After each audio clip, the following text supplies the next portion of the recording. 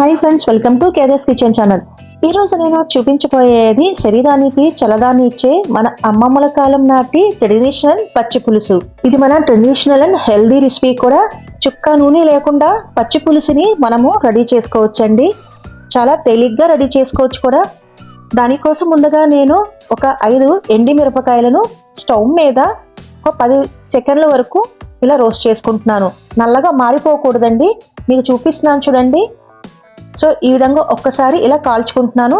ఆ తర్వాత ఒక గిన్నెలో వేసుకొని కళ్ళుప్పు వేసుకుంటున్నానండి. రుచికి సరిపడా కళ్ళుప్పు వేసుకొని ఒక రెమ్మ కరివేపాకు, ఒక ఉల్లిపాయ కట్ చేసి వేసుకున్నాక గుప్పెడు కొత్తిమీర, ఒక చిన్న సైజ్ అంతా టమాటో వేసుకొని ఇలా బాగా చేత్తో ఇలా మ్యాష్ చేసుకుంటున్నాను.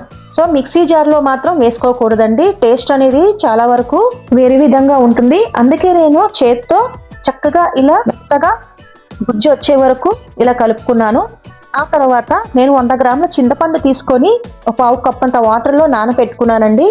సో ఈ చింతపండు గుజ్జంతా ఇలా వేసుకుంటున్నాను. ఈ పచ్చి పులుసు ఎక్కువగా మనకి తేలిగ్గా జీర్ణం అవుతుంది. ఇంకా గ్యాస్ అసిడిటీని కూడా తగ్గిస్తుందండి.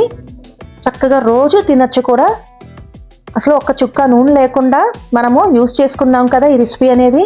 ఎంత తేలిగ్గా ఎంత క్విక్గా అయిపోయిందో చూసారా.